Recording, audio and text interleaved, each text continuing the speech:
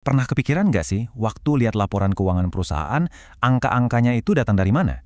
Gimana caranya mereka ngasih label harga ke sebuah gedung atau bahkan ke merek mereka sendiri? Nah, hari ini kita bakal bedah rahasianya. Kita mulai dari satu prinsip yang paling dasar di akuntansi, prinsip pengukuran. Oke, ini dia rencana kita. Pertama, kita gali pertanyaan utamanya. Emang nilainya berapa sih?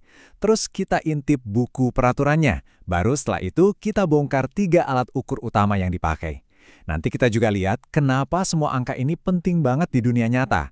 Dan di akhir, saya punya satu pertanyaan buat Anda. Oke, kita langsung aja ya. Coba bayangin Anda itu seorang CEO. Anda punya pabrik, mesin-mesin canggih, dan merek yang dikenal se-Indonesia. Pertanyaannya, gimana caranya mengubah semua itu jadi angka rupiah yang jelas di laporan keuangan? Ternyata jawabannya nggak segampang yang kita bayangin loh. Biar lebih gampang kita pakai contoh lain. Anggaplah Anda punya mobil klasik kesayangan. Kira-kira nilainya berapa?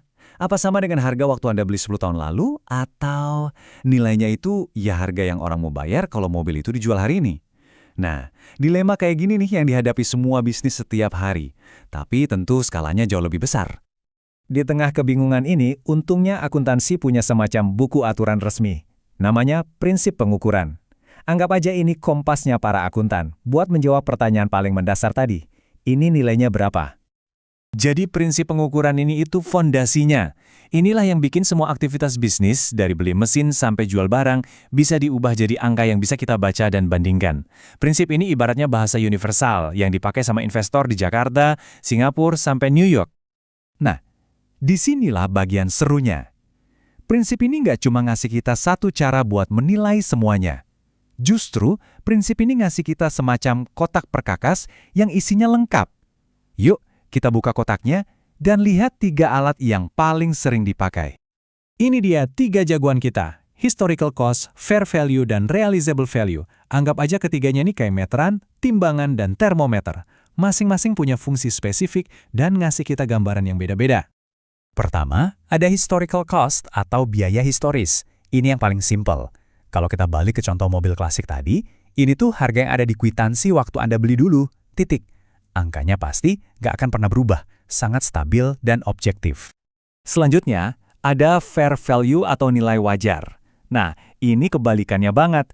Kalau historical cost itu ibaratnya lihat kaca spion, fair value itu lihat ke depan.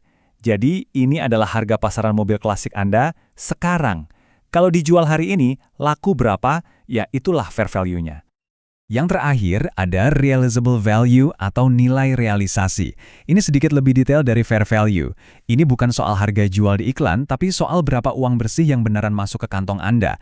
Jadi harga jual dikurangi semua biaya, misalnya komisi buat makelar atau biaya perbaikan kecil. Jadi disinilah letak perdebatannya.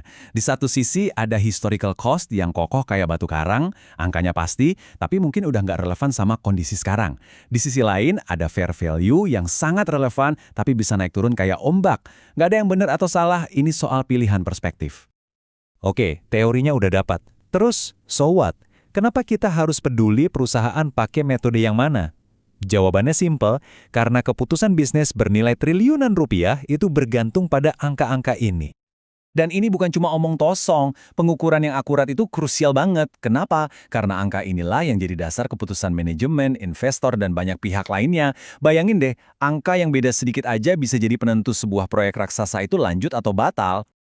Jadi, siapa aja yang pakai data ini? Ya jelas, manajemen perusahaan itu sendiri buat bikin strategi. Terus ada investor, ya kayak kita-kita ini yang mempertaruhkan uang.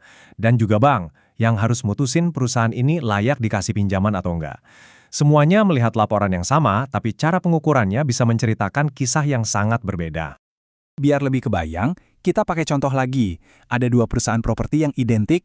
Perusahaan A pakai historical cost. Laporan keuangannya kelihatan adem ayem, stabil banget, karena nilai gedungnya dicatat berdasarkan harga beli 20 tahun lalu. Sementara itu, perusahaan B pakai fair value. Wah, pas harga properti lagi naik, mereka kelihatan kaya raya. Tapi, begitu pasar anjlok, nilai perusahaan mereka di atas kertas juga bisa langsung terjun bebas.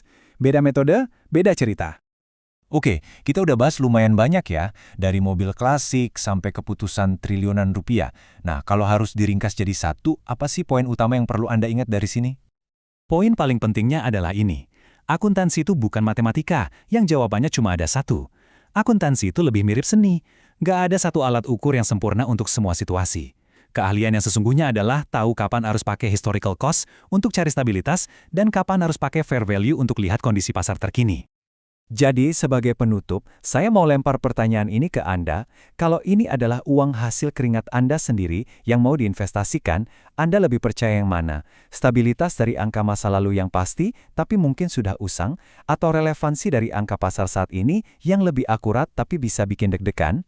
Nggak ada jawaban yang salah, tapi jawaban Anda akan sangat menentukan tipe investor seperti apa Anda.